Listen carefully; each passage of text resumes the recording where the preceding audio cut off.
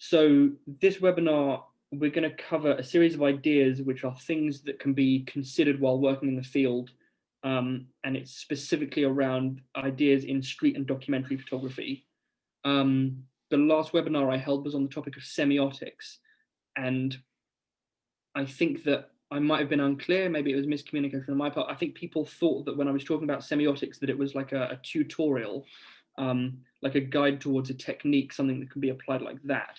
It wasn't, it was more ideas that you can consider, because by considering them, you reframe the way you're seeing, the way you're thinking about, the way you're observing things that you're working on. So the topic of this webinar has a similar purpose to the semiotics ones, in that it's not a set of instructions, it's not a set of rules. Instead, these are ideas for you to think about, and that way, by thinking about them, and you work them into your own workflow, you apply them based on your own methods. These ideas are about reframing the way you think, not necessarily the way you approach photographing. The physical aspect of taking a photograph won't really be implied by the things that you're thinking about here. It's not necessarily a webinar where I'm going to be listing like possible ethical dilemmas. I think we had a few of those in the questions, so I'll deal with those afterwards. Instead, this is a talk about ethics, which means that it's going to help you to figure out your own issues and your own solutions, because everyone's, it can't be down to one person to tailor an idea like this to everyone. It's about you to incorporate the ideas and tailor them towards yourselves. There's far too much to cover for there to exist some kind of holistic understanding of all issues any photographer might encounter at any point. Instead, what I think we have to do is to create this framework, ideally from scratch, but as we will discuss later, it will exist in the context of the culture that you exist in. I would prefer for this webinar to be about presenting questions that you have to find the answer for yourselves through trial and practice-based research.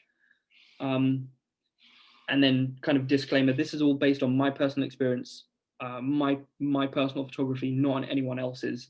The ideas that I'll be speaking about are things that I've thought about, are things that are based, on my work so far, and these are all subject to change as I change as a photographer.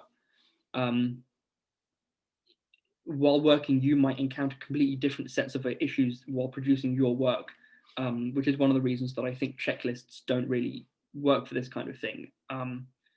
What I can try and offer is, based on that experience, a series of kind of nudges in directions that you can experiment with to see what you're comfortable with for you, to adopt or disregard these ideas on your own terms.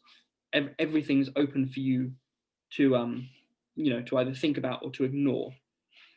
Part of this means that we'll be working with this idea that there's kind of an ethical deadline, like a cutoff point, and that's the point at which you publish any work, the point at which you show it to anyone that's not you. That's the point at which you lose control of your work. Until the first person that isn't you sees the work, you can kind of get away with anything. So ethical considerations when you're in the field are very different from the things that you are needing to think about when curating, presenting, and publishing work, and these are all things that I'll cover. There's the work, the actual thing that you see, and there's the process behind that work. It's kind of like the final result versus the methodology. There are different ideas that you'll need to be working with. But my assumption normally is that if I'm seeing someone's image, if you've made the decision to publish an image, then I assume that all of these things have been considered. I think that if there's anything that can be said is less empathetic, than just simply publishing work, letting it out into the world without that thought as part of an actual thoughtless or somehow like audience appeasing workflow that doesn't normally result in strong empathetic results in my experience. Why be ethical? Why do any of this? Why take on a different set of rules? Why think about more than you might already be thinking about? I think the one word that it comes down to is responsibility. If you decide to have that responsibility, the idea of ethics. Ethics are guiding principles which can be based around anything. They can be based around culture, belief, philosophy, religion, your own comfort and well-being. You can base these ethical frameworks in anything. Um, I think that most people's experience when they are out photographing, most people's experience with an ethical boundary happens at the moment where you kind of hesitate before pressing the shutter, or where you put the camera down altogether and you're like, I'm something about this, there's a line. That's the point at which there's a responsibility with ethics. That's the point at which that this starts to become something that you need to think about.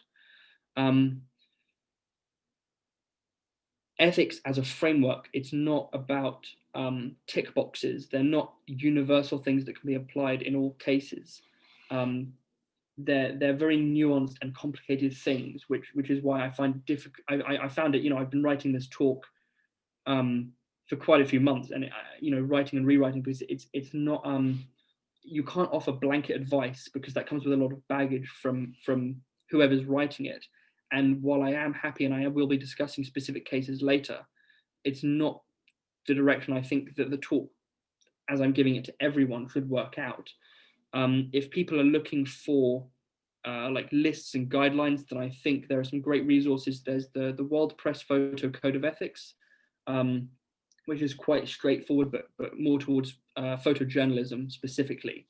Many of these resources are a series of kind of do this, do that, avoid this, don't do it like this. I don't think it's that simple. I think it's a lot more personal, and I think it could be far more important than just avoiding things that represent boundaries to other people. I think many ethical resources offer formulas instead of principles. If you follow someone else's formula, then you're not really doing it for anything other than someone else's reasons.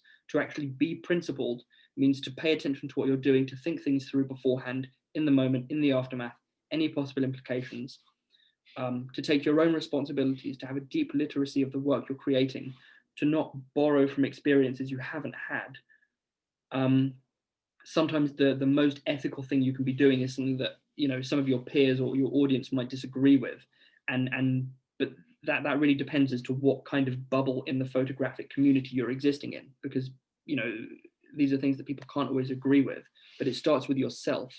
When you are justifying your decisions to yourself, being present for that process, that's a lot more important than defending your work from others, because if you can follow your own rationale and understand yourself why every step you made was made, then you'll always be able to provide at least an explanation, even if it's not necessarily a defense. It'll always be insightful, and it'll stand with your work, through time, so that when people see it at later times, it's accompanied with your full support, your full backup, and doesn't just kind of exist. Because I think a lot of, when we look back at historical work and discuss the ethical implications of it, we're not really able to interrogate the artist.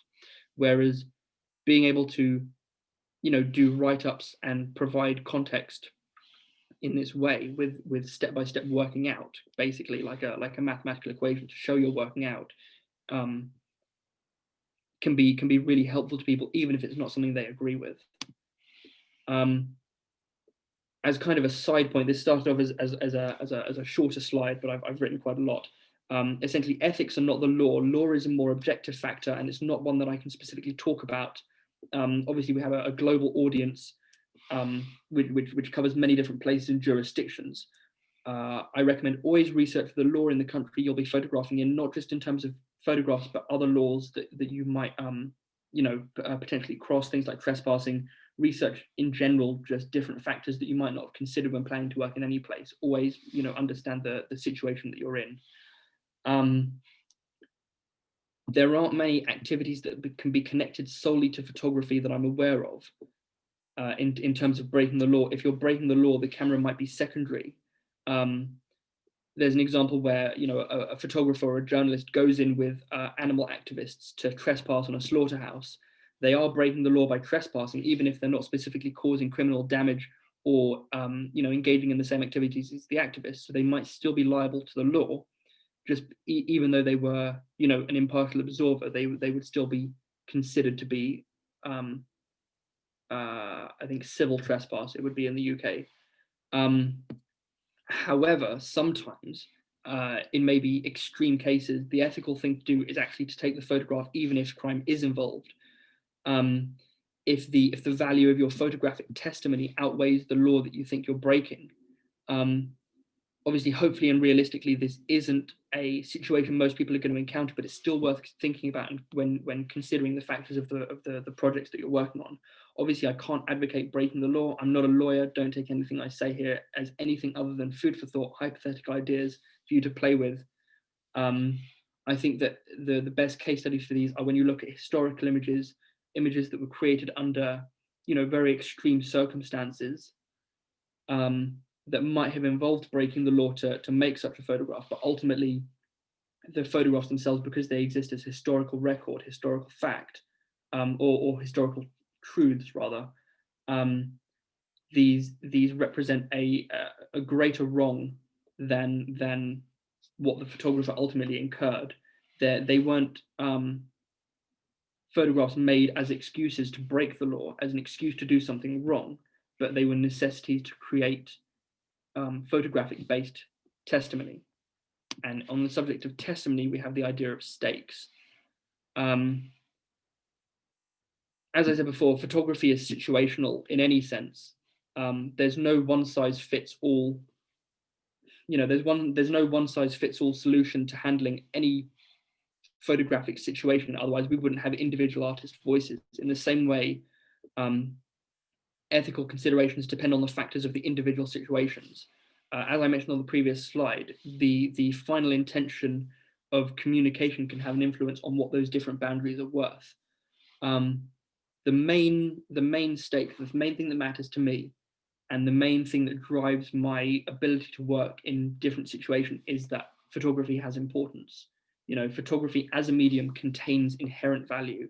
If this isn't something you agree with, if you think that photographs don't hold value and that photography, as a medium doesn't have power, then you won't be able to justify involving any kind of ethical boundary, any kind of even discussion about ethics into your work, because if it's not important, there's no point.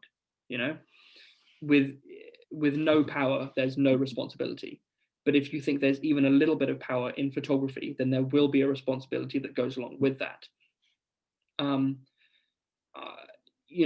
think that there's enough evidence that we've seen that even though photography is only, I think, a couple of centuries old, it's had the power to make or break, wars, lives, elections, products, celebrities. And I think there's quite a personal example that can be used. It's that anyone, and I think we all know anyone that doesn't like having their photograph taken, they recognize the power in the image, even if they can't put it into words, So as ethical photographers, which is something I hope we all are, as ethical photographers, the first things that need to be done are recognition of that power and incorporating that idea into the way we work.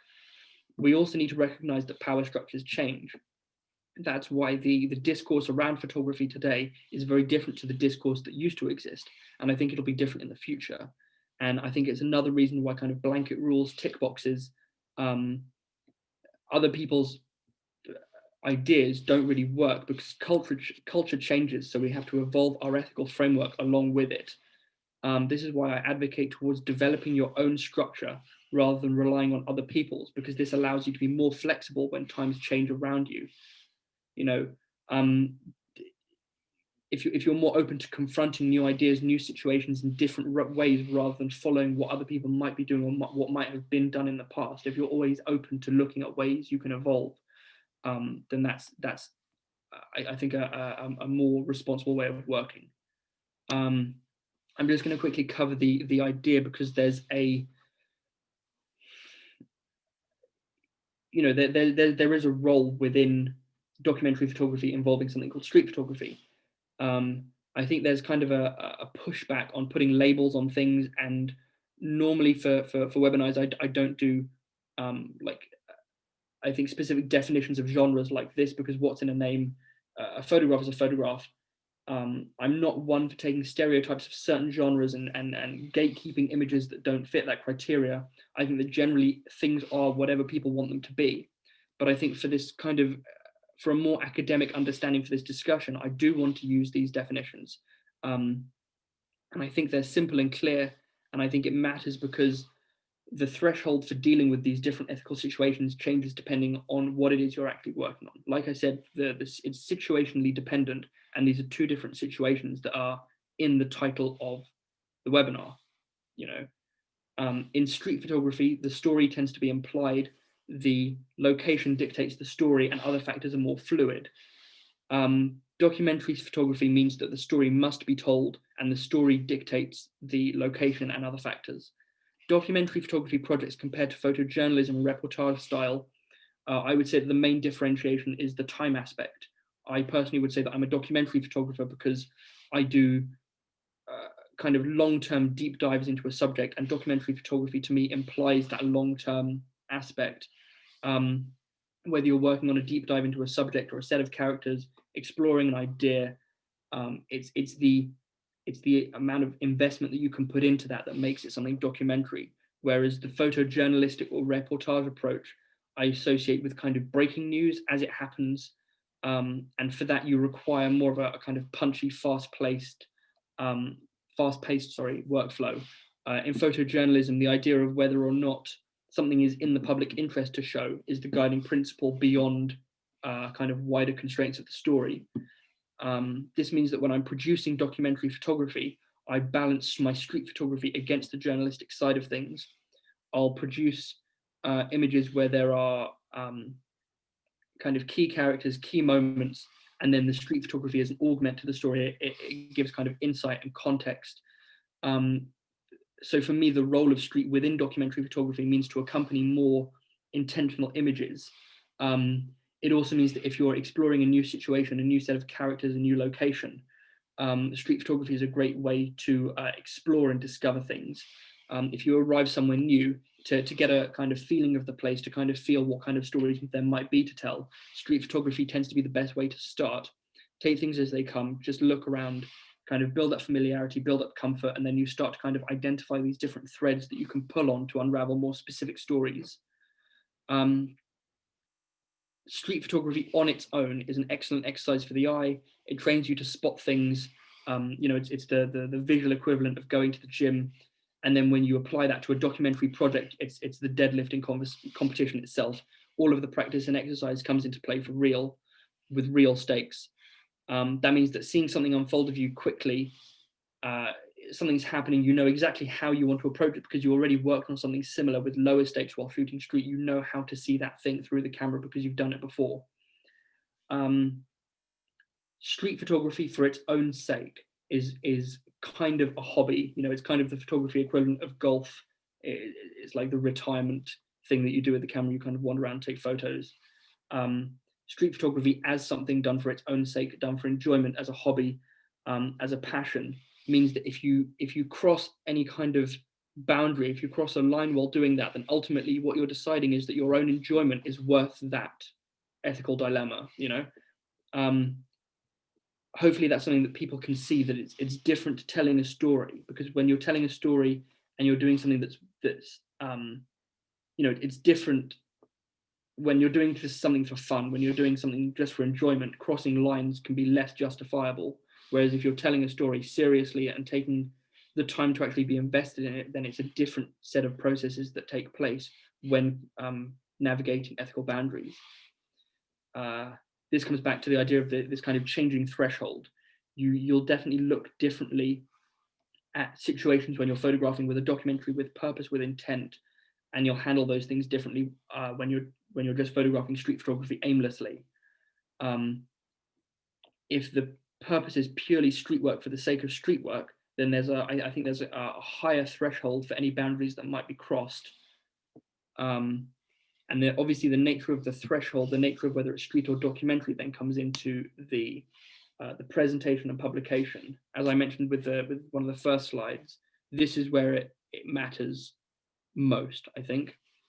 The way that you intend to distribute finished work in progress, that matters. Understanding the target audience, who the work's going to be experienced by, how they're going to experience it, what the method of publication is, you know, where that work is going to finally rest. For something that you're working on, that goes a long way when it comes to offering like a certain gravity to certain topics that you might be photographing. if you're photographing for a book or a gallery show, or these are kinds of like weighty and special and interesting ways to receive an idea, and that means that you can use that space to do your topic justice. When you come in to experience that work, you're experiencing all of it through that book or through that gallery show. If you're just photographing for social media, which I know many people do, and that is valid, but if you're only going to be posting to social media, then it's kind of harder to convey something as important within that context, because your work gets kind of lost within everything else. It's not being experienced as its own thing, so there's a lot of noise around it. That means that the same image can have a completely different feeling when it's printed compared to when it's just something that you just scroll on past. And I would advise, unless there's a specific social media presence which is focused around the issue that you're documenting, I don't think it's necessarily worth any kind of ethical gray zone. If you're photographing purely for the like economy, which is, you just want the social media numbers to click up, that it's very, very different to working on specific campaigns where you're plugged into that whole world, when you're invested in the project. I don't think it's controversial to say that I think that social media is very much ephemeral and disposable. And if you're only presenting on that, it will, I think, trivialize issues more than it will help.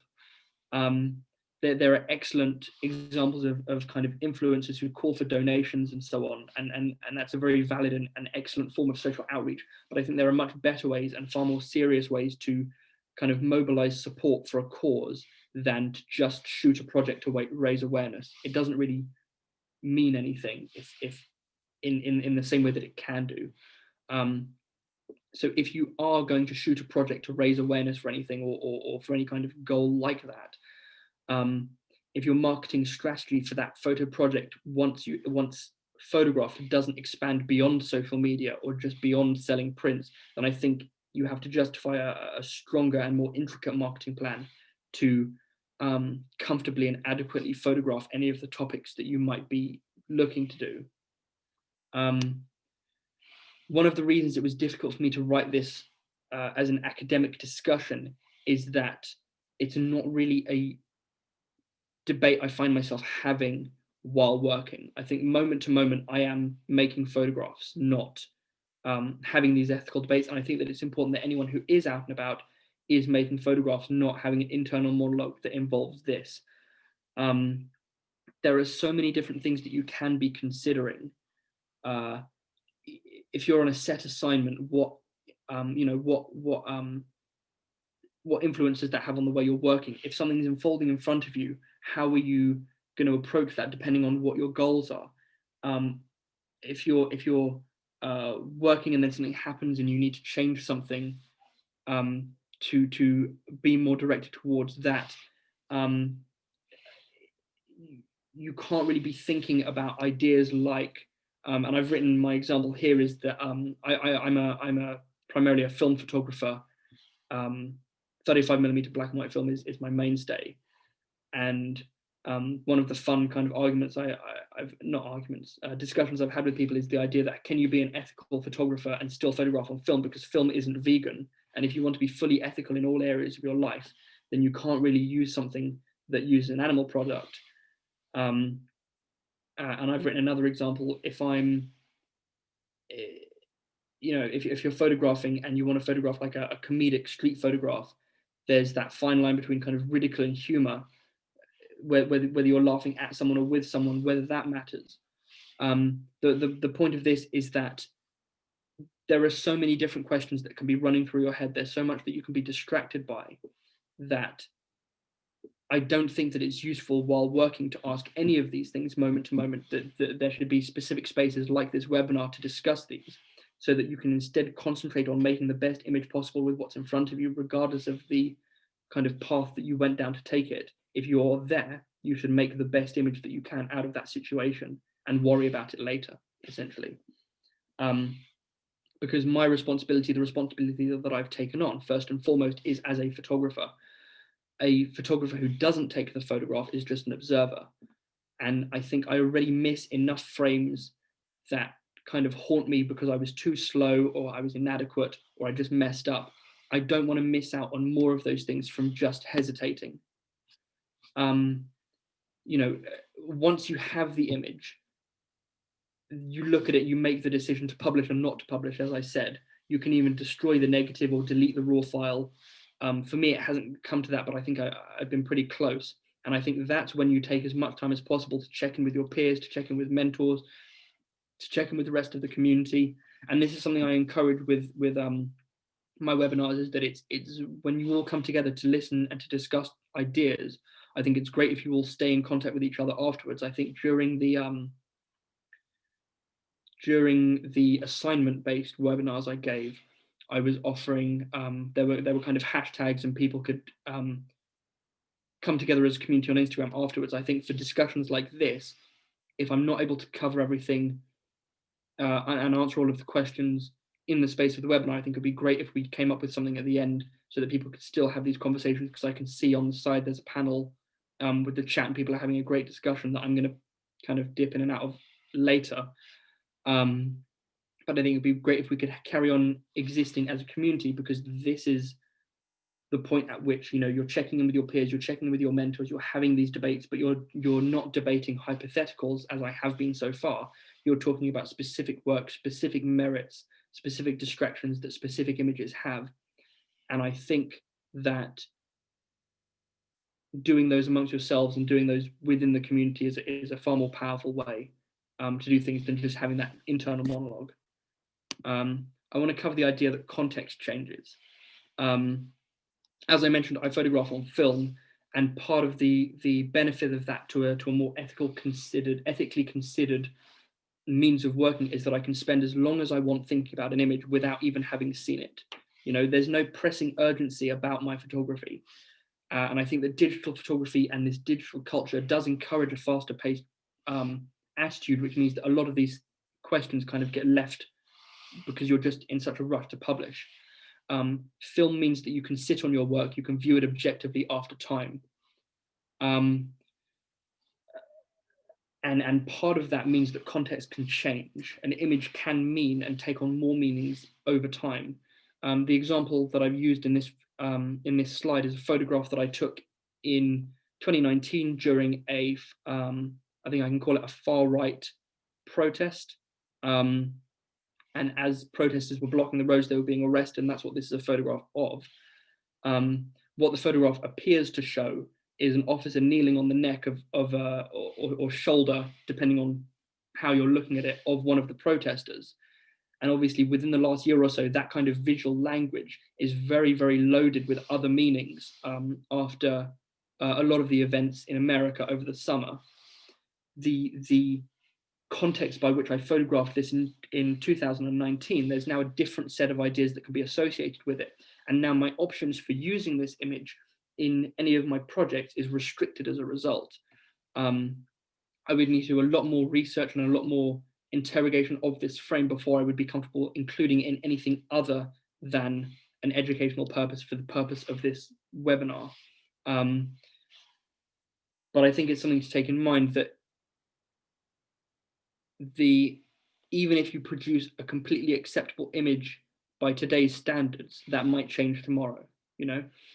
So I think that waiting before publishing your work, waiting and when you have images that you're thinking about, to research them fully before producing any kind of publication that actually puts the work out into the world in a meaningful way.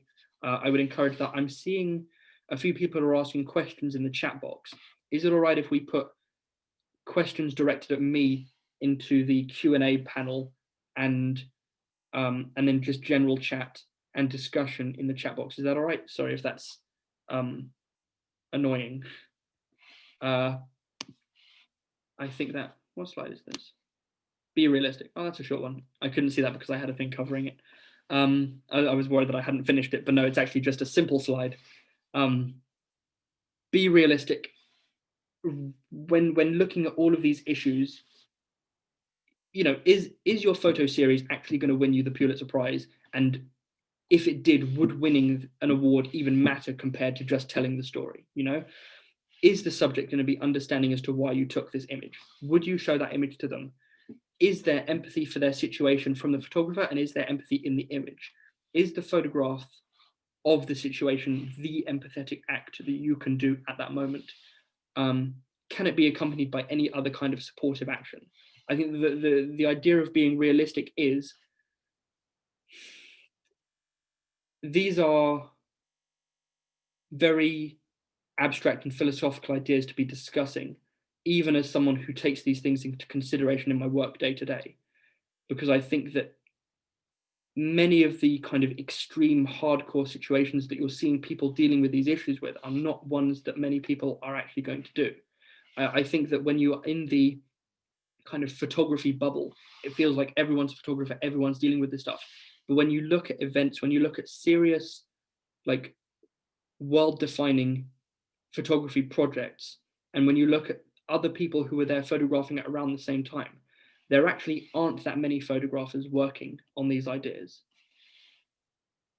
But when there are smaller scale events where there are many photographers, being realistic means looking at what other people are producing and what you're producing, and whether going the extra distance to do something in a different way is meaningful enough and will have enough of an impact to actually justify the decisions that you made to get there. I hope that makes sense. The example that I wanted to use for this slide was, there's a photographer called Kevin Carter. He took one of the most iconic humanitarian photographs that one of the most iconic humanitarian photographs that I'm aware of. It's the photograph of a vulture watching a girl who's kind of hunched over in a UN camp, and there were so many questions that were asked of him afterwards, like, did he pick her up? Did he help her? Did he do something to help her? And I would say yes. His role, the reason he was there, the purpose he was there, the spirit he was embodying, he was there to photograph. Any of the questions that were directed at him are from people with less context than he had when he was making that image. He, as far as I'm aware, would have been specifically instructed not to touch any of the people he was photographing in case of like a spread of disease in either direction. The empathetic thing for him to do was to take that photograph. He did what he was there to do, and he did that thing with historic results to produce one of the most iconic photographs of all time. His intent was in the right place. He understood the power of what he was photographing, and he knew that he had the right people to file that image with, the people who would get it seen. If any of these factors are missing from your workflow, then realistically, it'll be difficult for you to justify things in the same way. It's not just enough to have good intentions and to take the good photographs. You have to be realistic and have every single piece of support there. You have to know, the same way that he did, what you're photographing, what the power was that you were photographing. You have to know who you're going to file that image with. You can't just, it's about being realistic. You can't just take the photo and put it into the world and expect for it to do the work. You have to take that image, file it with the right people, make sure it gets seen in order to have done the right thing, So that is what I mean by being realistic. You have to, if you don't have those things in place, if you don't have people that you know are going to put this image out there, then maybe you should think twice before doing it, or maybe you should set up those things. Back to presentation, the kind of ethically, to ethically present an image. And this is something that I deal with a lot as a film photographer, because I think that is part of presenting an image in an ethical way. The context in which your work exists matters, which means that if you're going to supply an image and you want to support it with the context, I can supply things like my contact sheet. I can accompany it with ideas in things like the caption. I can, and then there are less ethical ways to do things, which are, to present an image with a falsified caption, or to present an image with a diptych, which can misrepresent the way an image was taken, or to recontextualize it. And I think that's something that street photography, it becomes more okay to recontextualize images like that.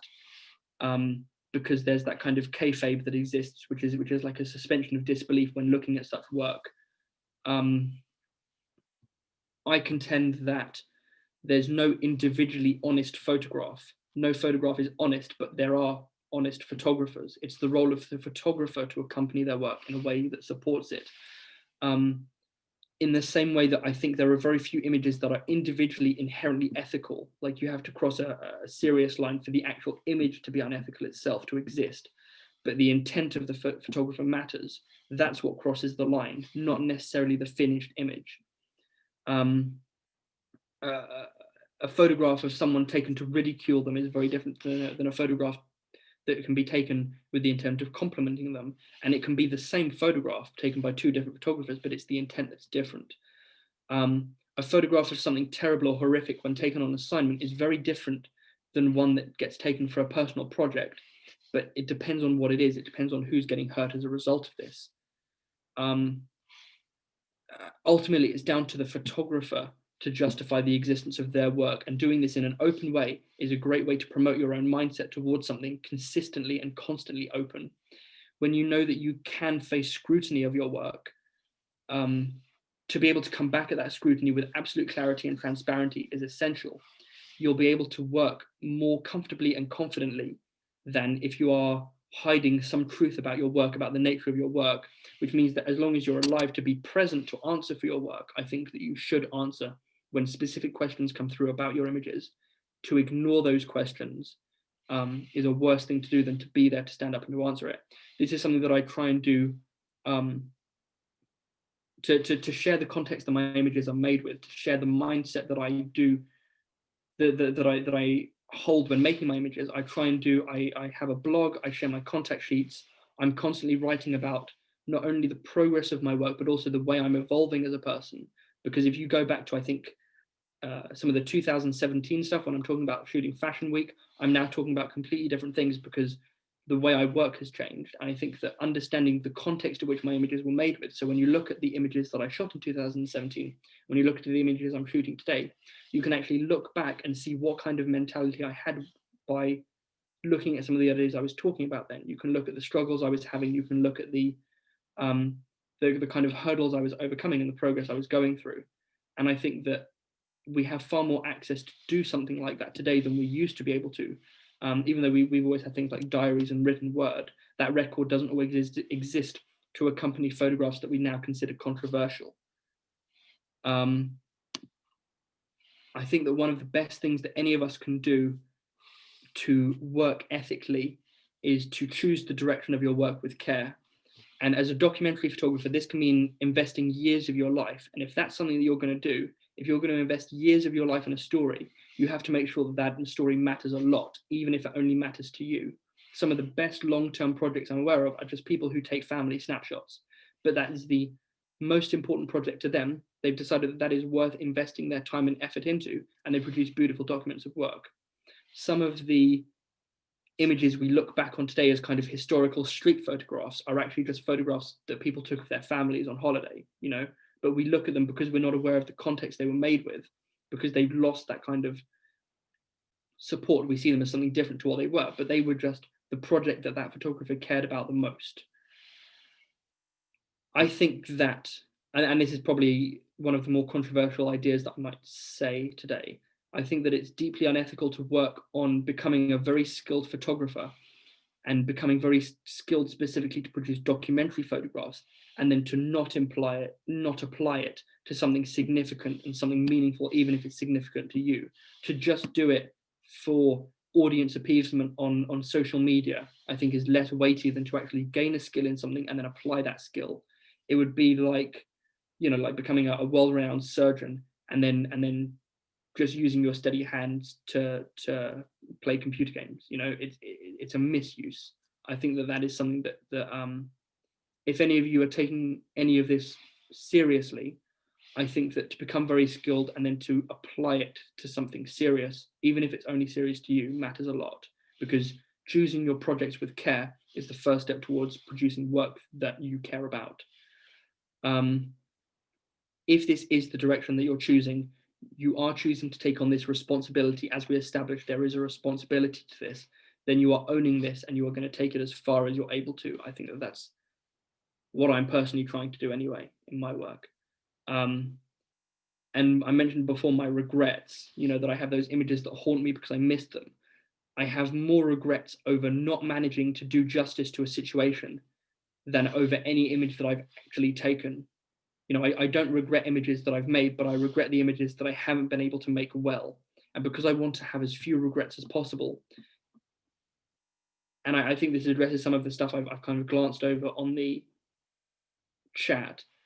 I think that this means, in order to have as few regrets as possible when doing this, this means make the image. That is essential. Even if you never publish the photograph, even if you destroy it afterwards, being there to make the photograph and not making the photograph, I would say, would be the morally wrong thing to do. The photographs that I didn't manage to make, even photographs I executed badly and completely kicked myself afterwards because they're failures, they're all learning lessons. But if there's no image, there's no lesson. And I think that's fairly simple. In order to have a personal set of ethics that aren't some kind of arbitrary set of rules that you've picked up somewhere from a book or online, even from me, that these are no one else's, these are your own, I think that means having integrity. Integrity means to be whole, to not be at war with any aspect of yourself. If any aspect of your work comes into question, it does affect the whole. And when you work based within ethical frameworks, and you're working within an ethical framework that you don't understand, that you didn't make yourself, then you're going to be hitting creative blocks and boundaries because you're working within someone else's confines. If you're working on your own terms and you are at peace with making images, not making certain images, taking on certain jobs, not taking on certain jobs, embodying that role, I think that's really important. I think the part of integrity, part of being whole, means an analysis that goes back to even just the idea of like, who you're doing this for, who you're trying to impress with the work, what are you trying to prove, what is the role of your own ego in the work that you're producing, where do you stand? And I think the best part of this aspect of the discussion is that specifically for you watching this, it's actually quite an easy answer because you're here watching a webinar with ethics in the title. I think that that is a willingness to do better, a willingness to be at least different within certain, within certain constraints, to develop your understanding of something. And because I think that being an ethical photographer is usually seen as something positive, I think that being here working towards that positivity is a great thing.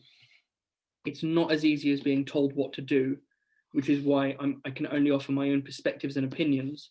But I think that, if you're looking at these ideas while looking to incorporate them into a project that you want to be working on, this is a good start, but it's the start of a process.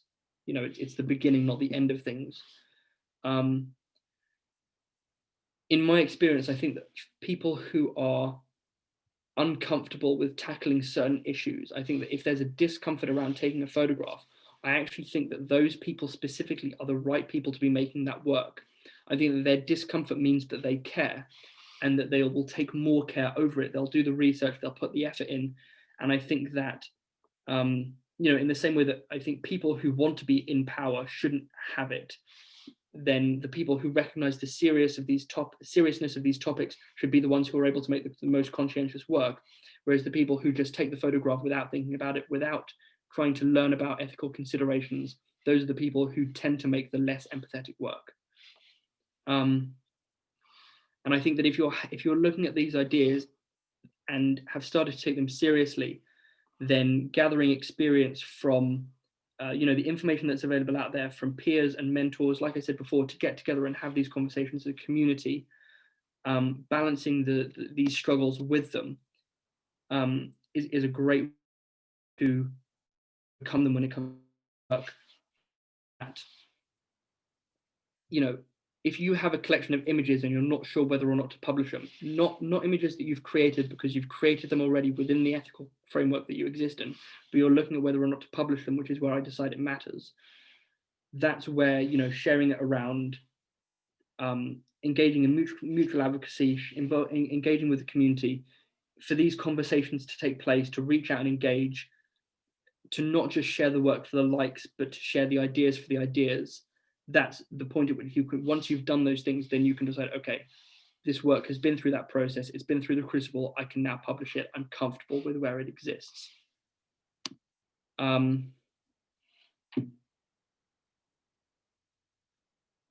If something unfolds in front of you,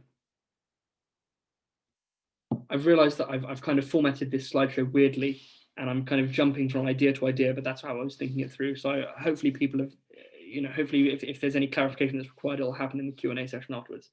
But to punctuate it, I'm just going to take a sip of water. Okay, if something is unfolding in front of you, as a photographer, that event is going to be the result of many factors. And you as the photographer might be one of them, because obviously we're all participants within society, but that doesn't mean that you can't participate in society while also working to make that society better or different through your photographs. In this way, you can't always claim to be the kind of the proximal, the close cause of the situations that you're photographing. You're the witness, and witnessing those things comes with the responsibility to share that with others if you decide that it does. You stand behind those images, you make them do their job to tell everyone that story.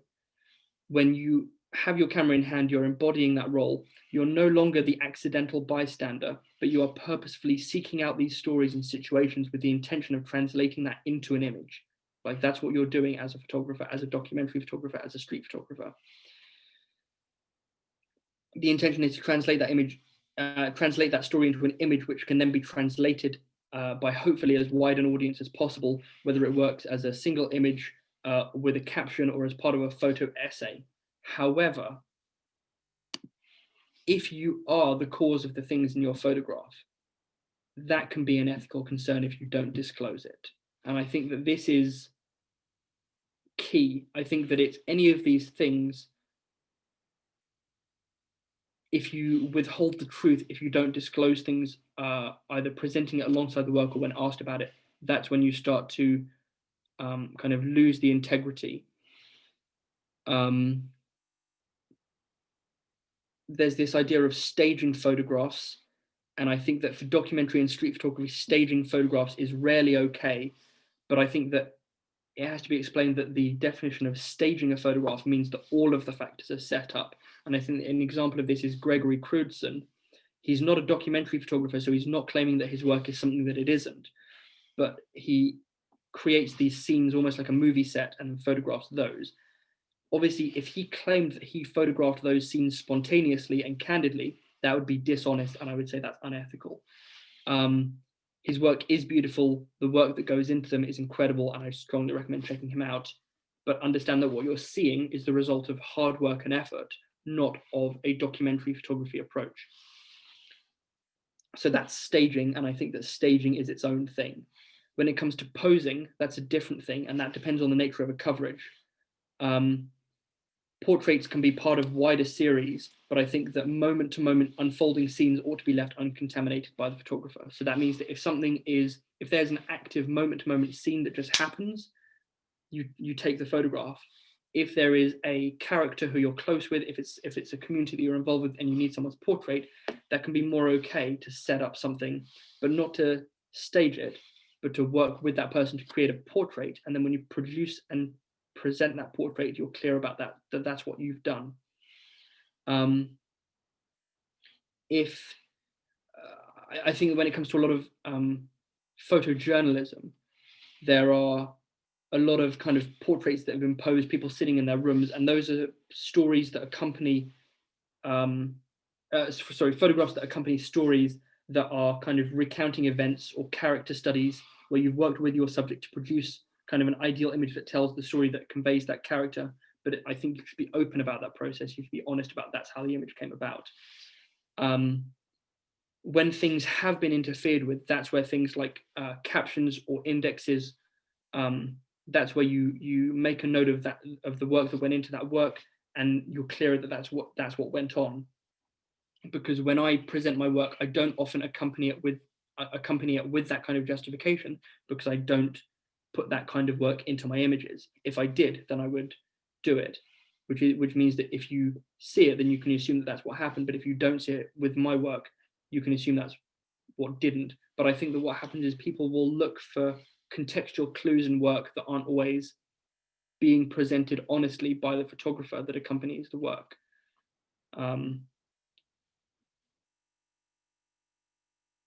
I think that taking a moment when it comes to describing your workflow and the work that went into the images, that's everything from discovering the potential for the image, making it in the moment, what you do with it afterwards in terms of post-processing and editing, how you curate a series, how you present it. Those are all points at which you can just take a moment, slow down, decide how you're going to do this in the way that you want to do this, in a way that doesn't necessarily need a justification and isn't just what's expected of you. The best starting position to be making this work is to show up. Even if you're not taking your camera out, to go out, to experience the world, to go places, to meet people, that is the best place to start from with any of this. If you are going to work anywhere, to have the context of the situation that you're working in, to hear the voices, to see what kind of variety of ideas are out there, to kind of escape from your bubble, to expand your perspective, because I think only with this information can you make a conscientious decision on what stories are worth your attention. Before even taking a photo, just understanding what stories there are, what people there are, how you're going to do that, you have to actually, put the work into research, to walk around, to speak to people, to be an active person within the context.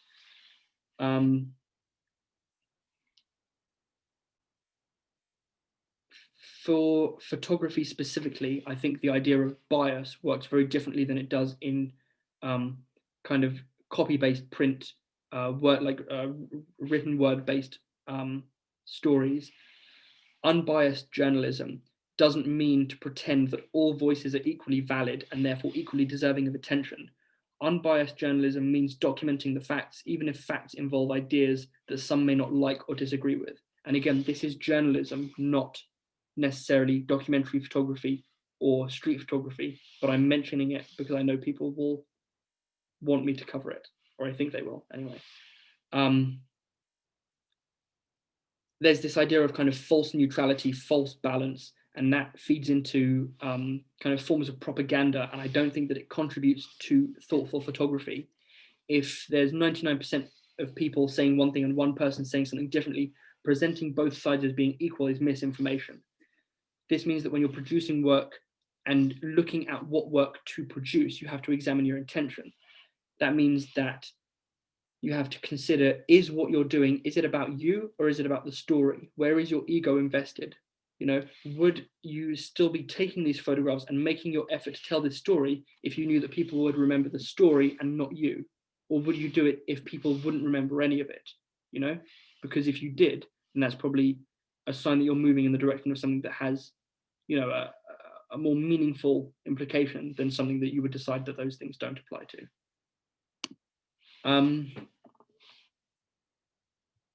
All of these ideas, all of this introspection, it has to guide your action. Action is the only measure by which the outside world will experience you personally. So even if you have the best things going on in your head, if your actions aren't good, then that's how people are going to experience you. As I said before, you've seen the title of this webinar, and it's wonderful to see that so many people signed. I think it was over 500 people signed on to this one, which is great. That's a lot of people, and these are people who have seen the title ethics in street and documentary and decided that is for me, that is for you. This implies that there is an understanding that this ethical framework that informs your behavior is a shifting, evolving thing that you can always do better with. You can always learn new perspectives. You can always bolster your ability to use this ethical framework to respond to different photographic situations. And I think that this leaves you in an excellent place to do so in a positive way. Deciding to sign on to a webinar, to a community that discusses ethics, to work towards a better understanding, makes you, specifically you watching this, a better person to tackle any emotional or socially difficult topics. Just by expressing that interest, I think that's really reassuring.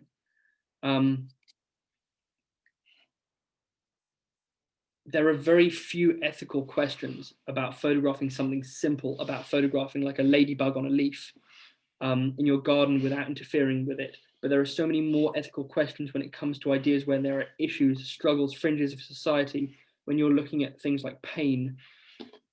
These are difficult topics. That same example of a ladybird photographed on a leaf, if you took 10 flights to get to a specific one, you understand that you could have done better, you could have done simpler, because you're existing within the context of more than just the photographic community. So working to always try and figure out how you can do better, how you can do simpler to tell the more important stories. It'll have a role regardless of the kind of genre that you're photographing in.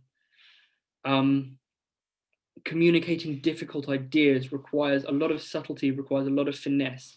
And I think that the way to nurture that subtlety, the way to nurture that finesse is from empathy, which is something that can be learned if you're not necessarily an empathetic individual to begin with. I don't think that just replicating what you feel is empathetic is empathy. I think that by learning it and applying it in your way will be a more honest way to do so. Empathy paired with this kind of idea of a code of ethics does make sense, which means that whether you are an empathetic person or not, just wanting to move towards empathetic documentation results in a certain kind of image where people who are thoughtless and careless and non-empathetic, they may produce a more detached image in the same situation given the same circumstances.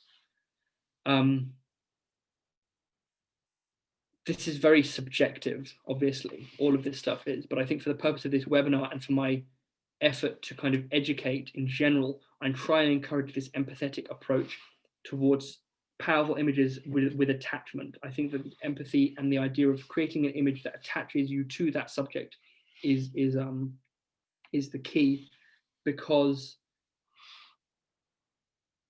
from the attachment that you have, the attachment the audience will gather from that. If it has the impact to you, if it has that attachment, then it will attach to the audience and it will get the message across, because the role of the photograph here is that it has the function of documenting, and for it to fulfill the function, it must serve criteria, and one of those criteria, I would say, is attachment. These aren't based in fact or research. This is my understanding and application of ideas. So if people disagree or have a different approach, then that will be something for the discussion. But essentially, it has to be down to action. Having the best ethical framework in the world that you've nurtured over years is nothing and meaningless if it doesn't inform your behavior. I have to say that again. Having a morally righteous mindset means nothing unless your actions support that, and they support your actions. And part of that idea of kind of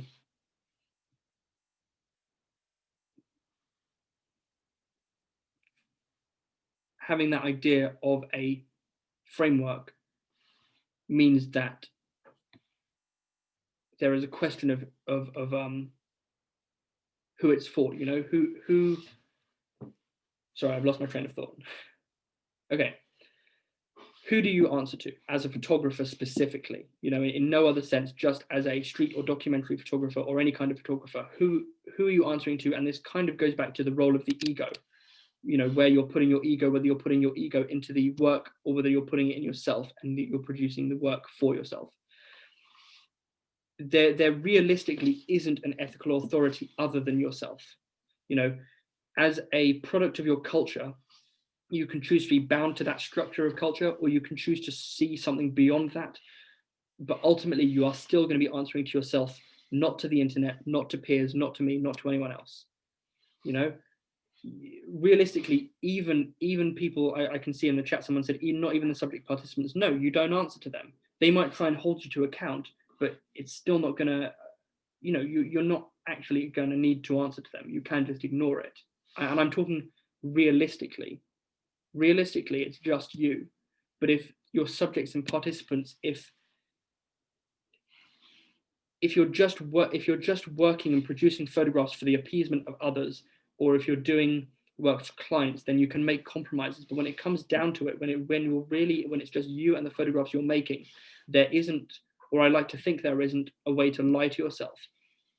There's not a way to tell yourself something's right if it isn't. If something's not right about the way you're working, you will feel something. So if that comes from a subject or a participant coming to you and telling you that you've done something wrong, if a subject or a participant calls you out on something, it's still down to you to decide whether or not to let that through and get to you or not, because people will always call you out for work, even if it's that there will always be someone who dislikes it. You know, if you're producing work that everyone likes, then I don't think there are any questions about it at all. But I don't think there is work that everyone likes. Mick has said being respectful to others isn't appeasement, it's ethical. I agree. When I said working for appeasement, what I meant was working for people who are just working for Instagram likes, or they're producing the work for appeasement, and the respect aspect of it has to do with the way it's produced, not the purpose it's produced for. If anyone does honestly feel that they ethically answer to, you know, their peers or to social media, you know, if that's your highest calling, if your highest ethical calling is just people on social media, then I'd kind of feel bad for that way of working. Not specifically bad for them, but I'd feel bad that they have bought so much into that system. You know, they're part of this system and they feel that they answer to that. They answer to something beyond themselves. Then I think that leaves you open to just working towards appeasement.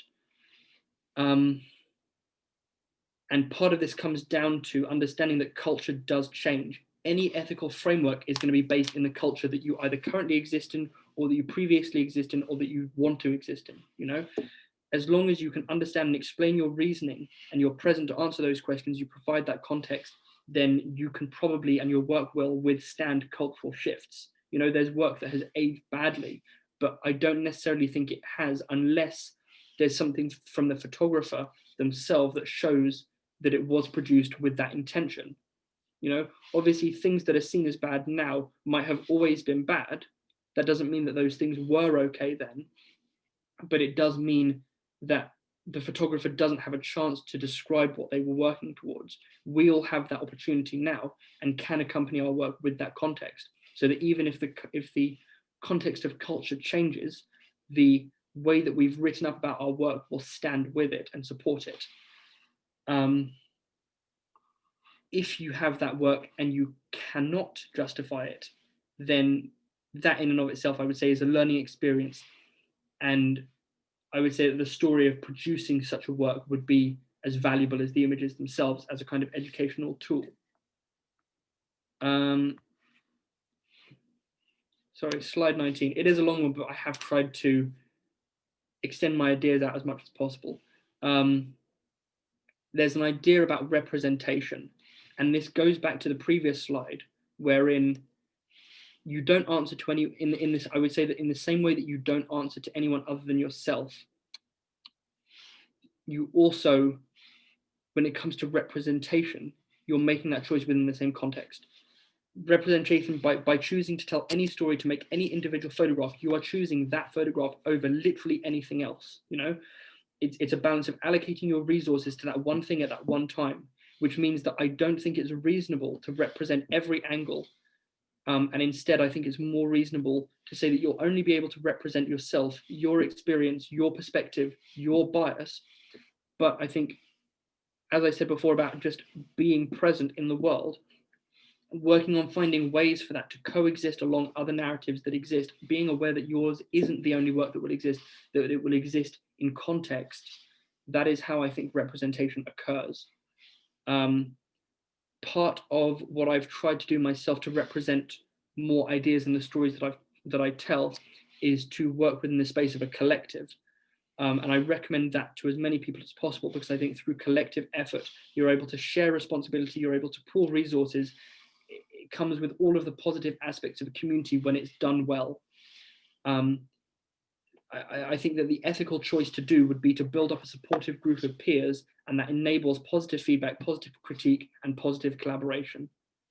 I don't want to get too much into this idea of identity politics, but I think that as an individual, I can only ever represent my experience, even if that experience is something that I've, gone a long way to work on developing. It'll still only be my experience. Anything beyond that is for the audience who see my work to unpack and interpret. And whether or not you want to appease those audiences is up to you. And that's based on your goals. And it's still only one way of doing something. And again, this is why an ethical framework, which is the governing principles which shape your decisions, cannot come from, I think, me or an authority or from a peer. It's your responsibility. And when dealing with these issues, it will always start with your active thought, your active consideration, because it's no one else's responsibility. If at any point you do feel that you're going to cross what you perceive to be an ethical boundary, then the absolute thing you have to do is to at least make sure that the work isn't half-hearted. I think it has to be a full investment in that situation. If you can't fully back up your behavior with stellar work, then it simply isn't worth it. And again, that's my opinion, but I would say that if you look at those photographers who are considered controversial, the ones who have withstood the test of time and not just been disregarded are the ones where the work is excellent. The work they produced is outstanding, even if their intention or even if their workflow is something that we question. And I think that the fact that they survive, I think the work survives, means that there is some merit to be found there, even if it's just in the discussion around that work. That was a lot. Hopefully I didn't lose you guys too much. I know I went a bit all over the place at points, but hopefully it tracked through. So if there's any clarification that's required of the stuff that I've said, please put that in the Q&A box. If there's anything that I didn't manage to cover that was a question from the chat box, please now put that into the Q&A box. And then I'll give you guys a minute to do that. And then I will go through the questions that we received by email first. And I'll try and do those quickly. Because of the way I structured this presentation, the general answer to most of the questions that have been asked will be, it depends. And I know that's kind of a cop-out answer, but the point of this is to make you think about these things yourselves. It's food for thought. It's not necessarily for me to tell you what to do. So the answers will be, it depends, and it will depend on things that you decide for it to depend on. Okay. And I hope that's not too much of a disappointment, but I will do my best to tackle the questions in the way that I would respond to them, not in some kind of objective or way that should be taken as too seriously, because if you have a different answer, I'm sure it can still be valid within context. Robin, did you have anything to say or anything? Well, firstly, thank you very much. I mean, that was such an interesting talk, and it's been, it's been amazing to see the kind of the debate and comments that have been carrying on during the discussion. And I'm not quite sure how you managed to actually keep your trail of thought for the majority while also reading through some of those comments. That was impressive. I mean, obviously the questions are coming in, well, fairly quick and fast. So, well, I'll give people a minute, and I'll also give myself a minute. Yeah, I think you need a bit of a break there. But I think this is very different to the previous webinars I've done, because I wrote it over the course of several months, and of course, over that time, I was having different ideas and different, my opinions towards these ideas changed as I was writing it, which is why I think I didn't often lead coherently from one slide to the other, but I think overall, hopefully, some of it gets through. Okay, I'm just going to load up the chat box, and then Sam's. Having heard about all the topics that you covered, it kind of becomes understandable why there's not often so many discussions about ethics, because it's like opening a can of worms. Yeah, that's the thing. I really didn't want to give just a tick box of do this, don't photograph this, don't photograph this, because that's so it's meaningless, you know. If that's your quick and easy way out, then do it, you know. Find something, but to have an actual conversation about these things, it has to be a talk about ethics, not just a list of ethics, you know. When you were doing your research, I mean, you mentioned, was it the World Press Photo World Press Photo, yes. ethics? Were there any kind of specific publications? I'm just seeing a question from Sonja with regards to publications that will be, you know, useful on this topic that you may have come across. Publications. So photographers who write about ethics, people who are academics, there are a few, but I would always say anyone that you're going to listen to when it comes to producing work, have a look at their portfolio first. Like, have a look at what they've produced based in the way they've produced it, because it's entirely possible to be a critic and to write about photography, but if you're someone who's never taken a photograph, then unless it's something really, really interesting or different, I'm probably not going to take you too seriously, because these aren't ethical considerations that you've ever had to actually tackle in the field. And I think that it was also interesting. I had to, you know, to produce this slideshow, I was going through my own work, and I was trying to find work that is like palatable to an educational audience, but still shows that there is a body of work behind this body of work in the slides that backs up that I'm talking about my own experiences, you know, that I have produced this stuff.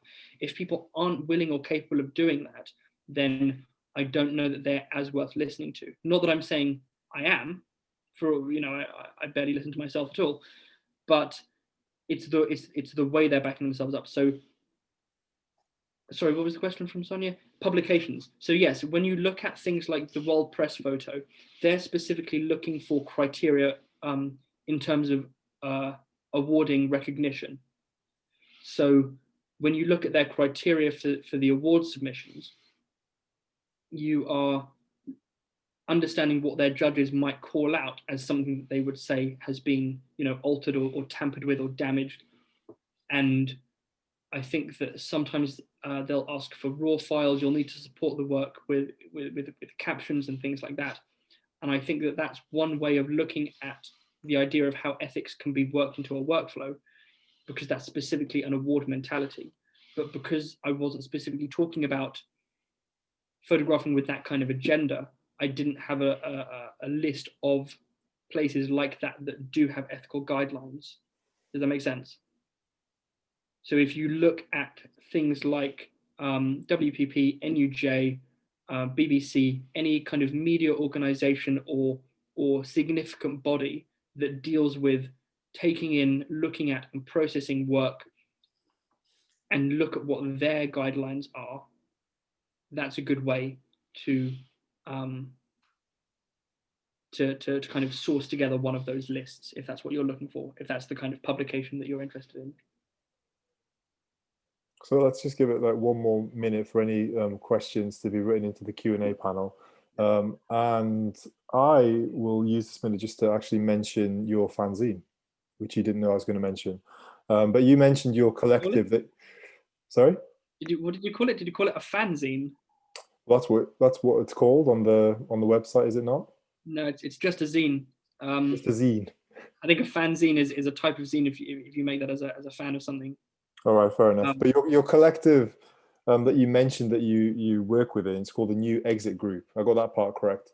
Yep, that's us. And I mean, I've actually only just recently ordered my copy of the zine, and I know it's kind of consisting of photographs that were made between April and August last year. Mm-hmm. And yeah, I mean, from what I've seen, it looks, first of all, just like a beautiful journal, and you know, I'm very much looking forward to seeing it. I know it consists of, what is it, 80 to 90 photographs? Yeah, so there are 86 photographs, and thank you very much. There are 86 photographs. I think of those 86 photographs, there are only maybe 5 or 6 that we've published online as part of interviews and features on the project. The rest are all reserved, because work like this we wanted to present it in print. We don't want to make that work valueless by putting it on social media. So this will be the only place you can see these images, is in the zine. I think copies are still available at the moment, both signed and unsigned, if people are interested in that. And thank you again, Robin. No. I mean, I think honestly, genuinely, I'm really looking forward to getting my copy. And where can it actually be purchased? If people go to www.newexitgroup.com, you'll be able to read some of our articles, see some of our work in progress from the other projects that we're working on, and there's an area where you'll be able to buy the zine. You'll also be able to, in the future, buy individual photographic prints. And again, when we print work in that way, it'll be work that you can't get anywhere else. And part of working with the collective was that kind of, because we're 4 different people, we have 4 very different backgrounds. So there was not pushback, but there was good dialogue and discourse between us. We work. I think we actually work very well as a collective to produce collective bodies of work, rather than a group of individuals who are individually trying to promote their egos by existing, many greater than the few. And I think that working in such a collective way is a great way. And I do recommend people in the comments, if you've made a friend or 2 while here, do get in touch with each other, do try and collaborate on stuff, because that's such a great way to broaden the way that you're telling stories. I know that we have a global audience listening, and thank you again for tuning in. If there are places that are dealing with different situations, different political ideas, different cultural ideas, getting in contact with someone from a different culture, producing a body of work, producing a series of diptychs that show elements side by side with someone else. I think that's one of the most incredible things that just hasn't been done enough of. There have been efforts, but I always think that there can be more to do that, because it really shows not just differences, but also just the ways people are similar. I think that finding common ground is really important. I think photography, part of empathy in photography is that common ground. It's recognizing yourself in others and producing work that does that. I just think it's wonderful. Sorry, I got carried away there. No, great. I'll just also just answer Cassie's question there, in that this is being recorded, and it will be sent out. I know there was obviously a lot of information to. Yeah, I like to say play it back at half speed. Yeah, you may want to rewatch it. But yeah, it will be sent out, and it's normally between 24 hours to 48 hours after this webinar finishes. So look out for that email. Cool. So I'm going to do some of the questions now. These are the ones from Instagram, and I think enough of the backup to my answers was given in the webinar that if I don't get too into the answers, if I just give a short answer, assume that the answer, or assume at least that I feel that the answer was already covered. Do you ever take part in the action you photograph, or do you stay neutral in the position of a witness as a photographer? And if so, how do you manage your emotions in direct when you assist to some kind of violence or injustice and manage to still stay neutral? Taking part in actions that you photograph. So I take it that this question is more to do with kind of protests and situations involving groups of people with a cause and an agenda that you might or might not be part of or agree with. I think that taking part in those kinds of actions as a photographer would be immensely dangerous, not just to you, but to any other photographer. Because if you are seen as someone who takes sides, if you're seen to be part of one side or another, then anyone who's from the other side, or anyone who's from an authority that's trying to shut that situation down, will target you as well. In order to stay safe and in order to take the best photographs possible, I would always recommend some degree of distance. I recommend not wearing, researching beforehand, not wearing things like black bloc, not wearing flags, trying, I wear nice cozy jumpers and try and be kind of innocent and different and smiley. But obviously it depends on the situation. But yeah, I think that doing your best to differentiate yourself from the things that you're photographing in those situations is the best way to do it. Obviously, there are other stories. I know people who photograph their own weddings. I know people who have photographed their medical issues. I know people who go on road trips and photograph that kind of adventure. Obviously, that is a story that you are a part of and you are photographing it as a participant, there are ways to do that. But I think that in those situations, it's very clear that that's what you've done. Whereas if you are an activist photographer, for example, and you're part of a community and you have that access as a result of your own participation, then I think that being clear when you present those photographs that's the context they were made in is good. And that often does give you access to things that you wouldn't otherwise have. But I don't think it's good.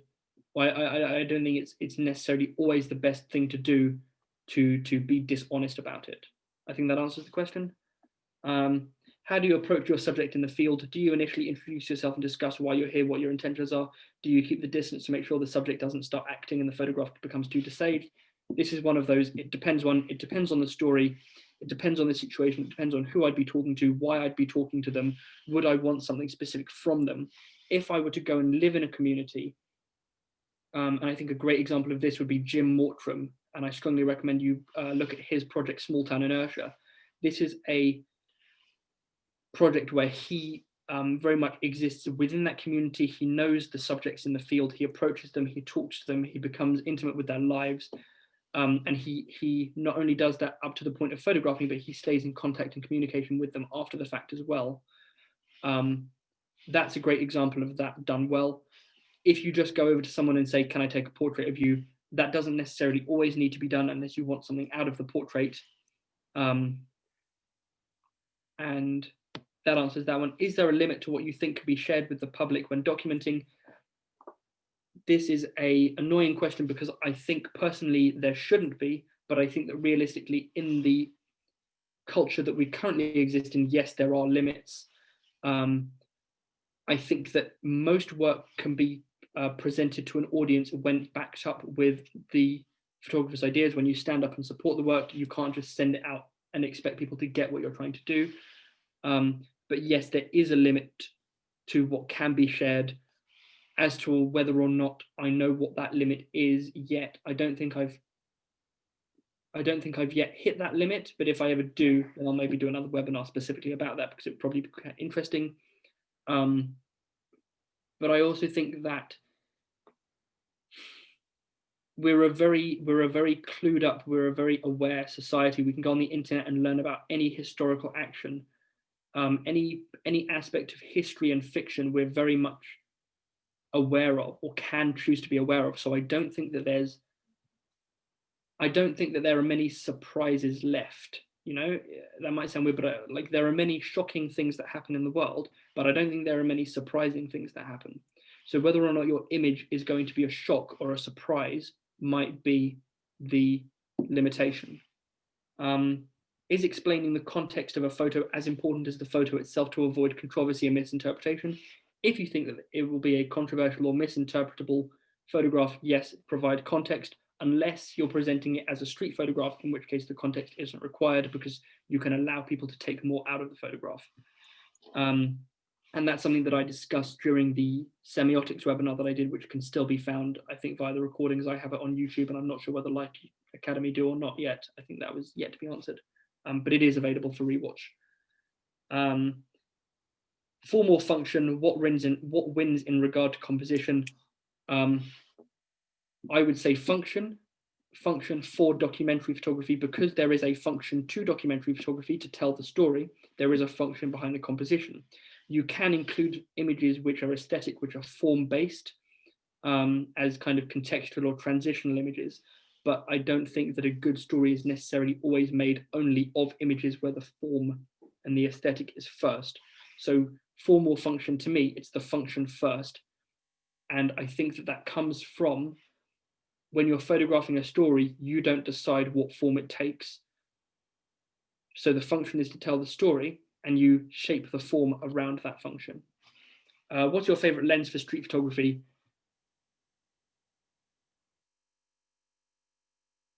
That's just I want to say they all have a function. Every lens is valid. Personally, I shoot 90, 50, 35 in that order. I'll usually have a 90 and a 35 on me. If I want to just be in a situation that I haven't been in before, or where it's a bit dangerous, or where I don't know what I'll need, it'll be a 50. Best place in London for street photography, I really just want to give an answer and just say wherever you are. But no, personally, I would say it's actually just wherever there are people. So anywhere where there's a large number of people will be the best for street photography in general, for me anyway, if that's the kind of street photography that you do. The squares are excellent: Trafalgar, Leicester. Parliament Square is excellent when there's something happening. Covent Garden's a bit boring. I don't do that because that's a bit too much. I think areas where it's like Covent Garden and the kind of Ritz area by Hyde Park, that tends to attract a different kind of person. So if you want to just be photographing tourists and like middle class people, you can head there. If you want to photograph a bit more in terms of spontaneous happenings, then I think any of the main streets. And then I think like even the London kind of suburbs can be good for different types of street photography. I've had some great, there's a Peckham based photographer called Christian Cross. His work is some of the best to come out of Peckham that I've seen. And that, again, is just a completely different landscape. So I wouldn't want to give a best place in London for street photography, but it's, if you research who's photographing where, see what kind of work they're producing, then you can kind of get a feel of what can be produced where. Do you ask your subjects on the street for permission to photograph? Generally, no. I don't think, I've never explicitly asked for permission that I'm aware of recently. When I was still learning and figuring things out, then yes, that was more of it. But I think it's more now about just feeling out the space, feeling out the room. And then when you're in a situation where you are photographing and there are people around you, no one with a camera is invisible. No camera's going to make you invisible, but there are ways to approach. They'll see that you're a photographer, they'll see that you have a camera, so you can make eye contact. There's kind of an implicit connection. If you smile, if you make a joke, there are more things to look at when being involved with a camera than just permission, in order to create work. And then this one I thought was interesting. I think this one came in by email, and the question is: have the streets, and streets is in inverted commas, have the streets become too hostile for photographing people? Are today's photographers too inhibited and fearful of showing the face of strangers on the streets? To the second part of the question, I would say no. I don't think photographers are inhibited and fearful, and any that are can learn not to be, because it's a learned and acquired talent to just be able to exist in society without being fearful of those around you, whether you're taking photographs or not. And then whether the streets have become too hostile to photographing people or not, I think that depends a lot on the attitude of the photographer. I would say that you more often than not get out of things what you put into them. I generally, even though I'm not the friendliest of people, I'm quite grumpy and tend to not really like aspects of society to be involved with. I'll still put on a friendly face and smile if I feel that that's what's required of me. If I need to exist in someone else's space to take a photograph, I'll be respectful of that space. So I don't encounter much hostility as a person or as a photographer. And when I do encounter hostility, I wouldn't call it that. I would say it's more curiosity. When it comes to actual hostility, more often than not, it's just because you've walked into someone else's bad day, and that can happen whether you've got a camera or not. And I think that there's no easy workaround to that. You'll just need to de-escalate the situation. So I don't think that there's a general rule to decide, oh, everything's safe, everything's not safe. It's down to you to decide to be as safe as possible. And that's, I think, all of the ones that came through by email, unless there were any others that Robin, that you have that you didn't send me. No, that was the list. Cool. So we can now do the live ones. Let me. Cool. I assume now that most of them are in the Q&A, not in the chat box. Yeah. Okay. Sam, is a model release form needed for every subject that you photograph? No, but it depends what you want to use that photograph for. There's a difference between commercial usage and editorial usage, which you can research in your own time. For commercial applications, you usually will need a model release. Pierre, with so many camera phones, how can you work ethically? Nowadays, the media uses anything to sell the moment. You come from a more journalistic standpoint. It's not Pierre Alozzi, is it? You have seen many images posed and called documentary. How do you fight this?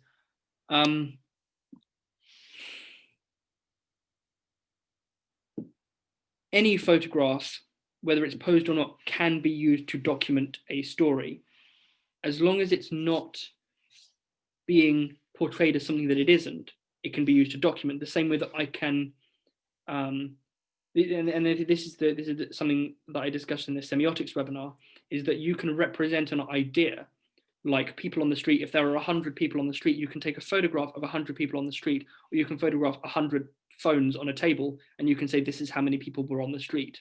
That would be like a more interpretive way to present data, but it would still be a kind of posed staged photograph, and it's a documentary photograph. It documents that idea. I think that regardless of what anyone else is doing, it doesn't matter how many other people are there photographing. It doesn't matter how many camera phones are there looking at the same thing I'm looking at. It's still down to me to look at what's going on and go, right, how am I going to take this photograph? Because I can't control what other people do. I can't control what you do. I can only work for me. So how can I possibly work ethically? I just do, and I don't look at what other people are doing unless it's really, really good and I aspire to be it. And that just annoys me because there are some really good workers out there. Anonymous. Have a photograph of children nude playing in the sea. Haven't published them, but would want to. They're a critical component in the photographs. Without them, the photographs are not the same. Is there a rule or convention? What have we learned from the famous Vietnam War and Napalm Kid? So there are many ideas around that.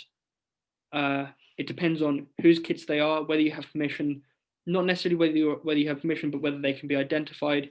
If it's something that you're truly concerned about, then you can use something like a censorship bar for anything that might be explicit.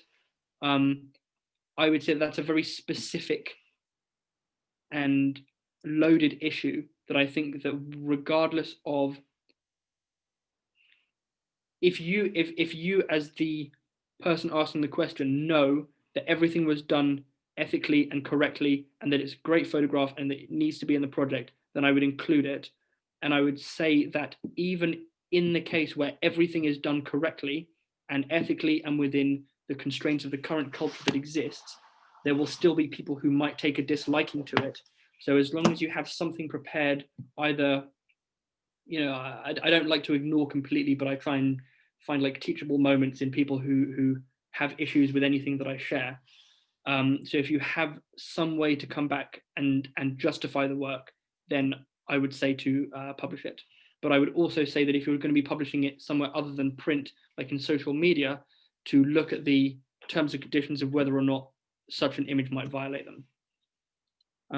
Someone called AT has asked, you talk of the ethical decisions in the processing phase.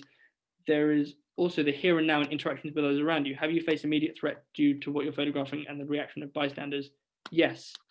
But I don't think that comes into an ethical consideration. If you are in immediate threat, then the only ethical consideration would be to protect yourself and any others that you're working with.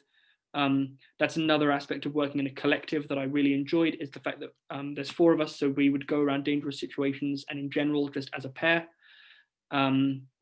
We have like a safe word situation set up so that if something's happening or something doesn't feel right, but we're not sure what it is, we trust each other implicitly that if we like activate that, we know that something's about to happen and to watch each other's backs and to react accordingly. But I don't think that that's necessarily something to do with ethical considerations. I'm sure there's an entire webinar in and of itself to be had in terms of dealing with different kind of hostile situations. But it goes back to the slide about being realistic, is I don't think that anyone who is kindly minded who goes into these situations will not be able to de-escalate something if it occurs. And when those things do occur, they're very, very rare in the first place. So yeah, I don't know that I would be able to go into that as a whole topic for an answer for this one. Sorry. Does that mean less established photographers default to being unethical within the platform? That's an interesting one, Chris, because I actually made the argument to a friend who was looking, he wanted to I think gain more kind of social media notoriety, and I suggested just doing something really controversial because that gets looks. And if you're doing it for that reason, that's one thing. If you're doing it because the story needs to be told, that's another thing. I think that if you don't have a platform, I think by saying you don't have a platform, you mean you don't have the audience. Audience doesn't necessarily matter. If you're telling a really, really good story, then it shouldn't matter who you're going to show it to. What should matter is that you've made the story. You've chosen to tell that story, you're going to tell it. If you make the decision to do something unethical or controversial because it will get you clicks and likes, then you have to understand that the reason you've done that is egocentric. It's for those clicks and likes. It's for a platform that might not exist in 10 years' time. So the reasoning behind it, I would say, would be flawed. But I think there are situations where I would say that whether you're established or not is meaningless to your ability to take on responsibility to be able to photograph something ethically. That would be my answer. Alan is finding it difficult to differentiate between documentary and street photography because, as per my definition, it seems to him that what you do with the photograph defines it. Yes, in the same way that you can take a still life on the street and it's still life, or it can be a street photograph depending on how you present it. I don't necessarily like labels, but I do think that for documentary and street, there is a difference, because when you are photographing for street photography, it tends to be for the sake of its own thing. It tends to be that you are in a space, you are in a situation, you're experiencing that space, and you take the photographs as they come to you. With a documentary story, you have an understanding of the characters, the situations, the story, the narrative, the different directions it might go in. So the photographs contribute to that. Street photography can be used in documentary photography as kind of B-roll, as contextual work, in the same way that when you're watching a movie and you have like a transitional sequence to take you from one place to another, and it will show you, the city skyline, people walking in the streets. That's all street photography. And I use it as glue that holds together, the essential images that tell the overall story. That's my application of street photography in my documentary work. Hopefully that makes sense. Carl, what about cropping? As long as so for me, I could crop an image as much as I want, but if someone says, show me the original, if someone says, show me the original negative, and I show it to them and they're like, well, you've cropped out this and it ruins the image, or show something in a different light, then of course I'm ruined as a liar, which is why film photography is really conducive to being an honest photographer, because the proof is there in the negative.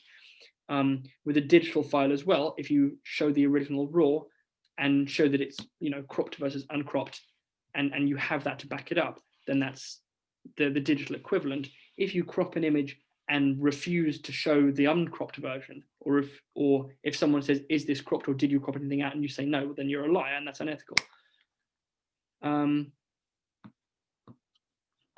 As a doctor for over 40 years, Alan has used an empathetic approach to their decisions. Lovely to hear. The sibling rule, how would you treat my sibling in these circumstances? Do you think that might apply to photographers? I know some people who treat their siblings terribly. So not always. So that's why I think, I don't know that there are rules, or even the golden rule of treat others as you wish to be treated doesn't always work, because there are some people who are masochists who enjoy being treated terribly, and so would treat others terribly if applying the same logic.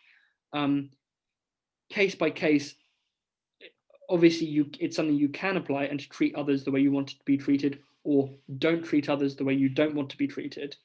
But there's still a situation where, if I'm a photographer and I'm in a privileged position and I'm photographing someone less privileged, and I wouldn't want to be photographed, but I still understand the value of that photograph, I would still need to take it for the value of that story is going to have, if it is the most impactful photograph that I could take of it.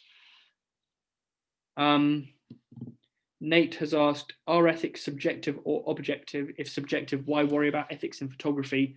You can always justify the ethics of your photo by relating subjective context. Well, yes, I would say that they are subjective, and that you can always justify the ethics. You can't always justify them to yourself, though.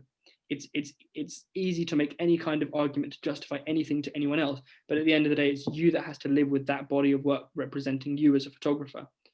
So even if they are subjective, That shouldn't matter to whether or not you approach things in a way that you care about. It's about being aware of these things rather than to go by some objective metric.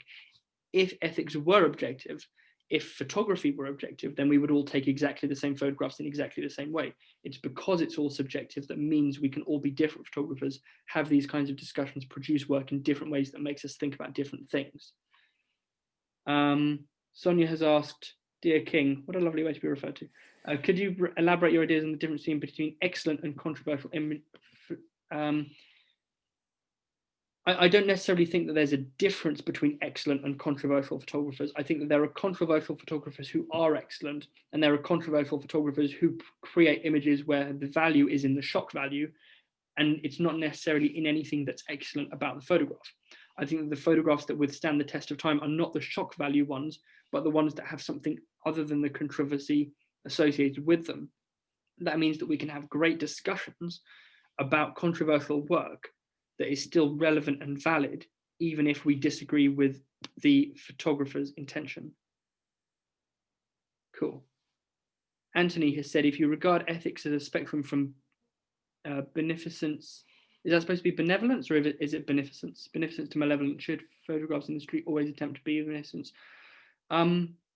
It depends what you're trying. So whether these should be beneficial or malevolent, I don't think that any photograph should always be at any end of any kind of ethical spectrum.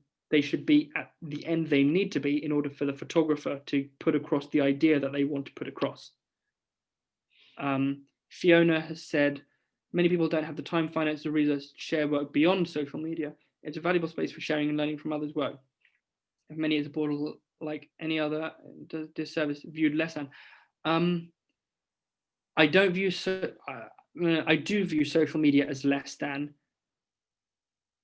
but it's not necessarily inferior in every case. It can obviously be used effectively and well, but I'm speaking very generally when I say that if an image is only shot for social media and only shot with the intention of getting likes within the social media economy, that has a different agenda than work that is produced to show an issue, to say something, to write a sentence. Someone may be passionate about their work and have high standards in the making and sharing. It doesn't follow that they're sharing just for likes and reasons of vanity. No, you can be doing everything right and sharing on Instagram and getting lots of likes and still be an ethical photographer. But it's for the photographer to decide if they're doing the best that they can. If they feel that they have a responsibility because they have powerful photographs, then I think that responsibility will extend for them to try and do more than social media, even if they use social media to reach out to people who can otherwise communicate with people in other ways. But I think that gets into kind of a more kind of lofty idealism, in that if you have something really, really important and special, you have a duty to try and get it out into the world. That's a responsibility that you can choose to have or not. But if you do choose to have it, then I don't think that social media is the first or best place to be doing so. Stephen, you've mentioned the risk that accompanies photographing bystanders and your take on permission being needed when photographing the UK. Wondering, on a project that focuses on the homeless and those with poor mental health who live on the street and capture candid and impactful shots, do you have any experience with this? If so, what advice do you give? There is incredible work that showcases homelessness and ideas around homelessness.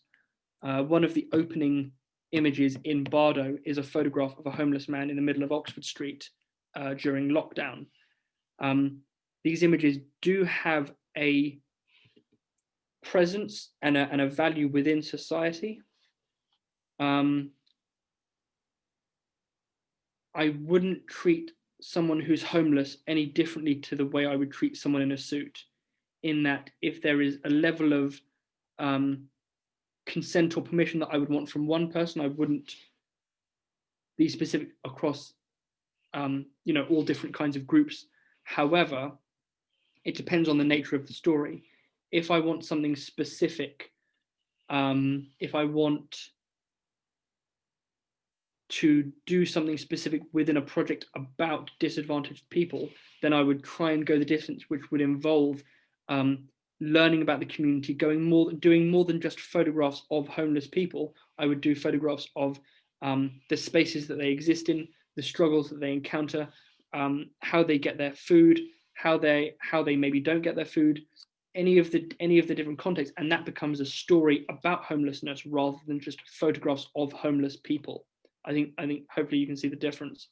So that is what I would give as advice, is to do more than just to take a photograph of something, and to go further and to take photographs that represent a story about someone or something. Cool. And then Fiona's asked again, where are other places to go that non-professional photographers may be aware of to share work that they value beyond social media? Once you have work that you value and you're looking to share it, just putting it on Instagram will only show it to people who are on Instagram. If you have a space like a WordPress blog, which is free, any number of photo competitions, if you feel that it's worthy of winning an award, or going right down to the basics of community, if you have work that you want to share, then what matters is that people see it, not where they see it. So if you are a photographer in this community, everyone who's been chatting in the chat and asking Q&A, asking questions in the Q&A panel, if you have work that you want to share, please share it with everyone else. That is a way to share it, not necessarily a place. If you send I did a webinar on portfolios, so any of the advice there, whether it's a blog or a PDF slideshow of work, just emailing that to people and going, here's the work. Photo printing doesn't need to be in some exclusive high-end print place. It can be on an inkjet on regular A4, and then donate that to a library. Whatever it is that means that the work is leaving you and going to others. Social media is a very, very much almost like a fast food equivalent. And I think that we can go for more haute cuisine expressions of sharing work. Whether or not that means using a social media platform to do so is one thing. And I think that, as I said at the beginning, I think that if people do want to continue having these discussions and sharing work that they have questions about within the community, should we say what? Hashtag Leica ethics? Is that, Robin, do you know of what the marketing team are looking for at the moment? What would people use to share work that they want to talk about or ask questions about with other people who have been tuned in? Yeah, I think that sums it up pretty well. Right. Leica ethics. Leica ethics. Maybe put Leica ethics SK so that it's specific to this webinar and not just any ethical Leica photographer. Cassia just bought my zine. Thank you very much. It's not just mine, obviously. The collaborators within New Exit Group for this zine were Andrew Blowers, as he likes it, David Babian and Saga Koretra. And it's a collaborative effort in that you won't find credit in the images because it's about the story, not about us. This goes back to the role of the ego that I mentioned before. This isn't about showcasing a portfolio of images. This is about telling a story in pictures. It just happens to have been made by us. Just bought the zine. Can't wait to see it. Thank you again. Oh, that wasn't even a question. That was just thanking me. No, ask a question, Cassie. You put it in the Q&A box now. Can't leave it there. Well, actually, also you might have seen Stephen was very thankful for your answer to his question, saying that you went above and beyond. And I think, yeah, you have gone above and beyond in terms of answering every question that's been thrown at you and answering it extremely thoroughly as well. Should we give it 2 minutes and then just in case anyone has anything else to say? Otherwise, I think we'll call it a day. And then, was there anything else to promote? I think yes, your workshop. Yeah, there's a workshop coming up, which is a week-long intensive course. Please don't sign on to this if you've got other plans for that week because it will be taking up time. And it will be a very intensive storytelling and documentary photo. The descriptive power of photography. Descriptive power of photography. Begins on That'll the be within 22nd of February. Yep, and I think you can sign up for that on the Leica Academy website. Yeah, You there's can also already see a been a number of other. few people signing up, so yeah, I would sign up soon. There's only a few places left, I believe. Cool. Is there a way? Would you be interested in doing a talk at my uni? It's London Met. London Met, haha. I think you've got campuses opposite where I work at London College of Communication. If that is the same campus, you're welcome to come across the street and sit in on one of my lectures when they resume in person. Otherwise, yeah, if you want to recommend me to one of your tutors, I'll be happy to liaise and work out some kind of talk if they have something specific they want me to talk about. Thank you. You can DM me about that if you want, rather than doing it in public on a recorded webinar, which now everyone's listening to. But yeah, if there are any other questions about this or photography or whatever, they can put them in now, I guess. And what time is it? I can do 4 minutes. Yeah, that's all right. If that's okay with you, let's just re-mention that hashtag. So Leica Ethics SK will be the hashtag if you want to kind of discuss this via social media. On Instagram, I suppose, is the most often used platform. Cool. If nothing else is coming through, then we can call it. Yeah, I think we're good. So yeah, thank you very much once again, Simon. Again, as I think that sums it up well. I think you've gone above and beyond, as always. And yeah, a lot of information, a lot of questions. I'm sure a lot of people are going to be spending the evening going, and thinking about a lot of those topics that have been brought up and discussed. So yeah, thank you very much. Look out for Simon's workshop on the website. I'll mention your zine one more time. I certainly recommend you go and have a look at the zine on the New Exit Group website. It looks like a beautiful zine, and I'm very much looking forward to receiving it. And other than that, I'm sure you'll see. Well, hopefully, we'll get Simon back for another webinar. Yes, I think there's another one planned. But I'll chat to you separately, Robin. We'll be in conversation. So yeah, have a good evening all, and well done if you've made it through the 2 hour session. Thank you very much, and we'll see you soon.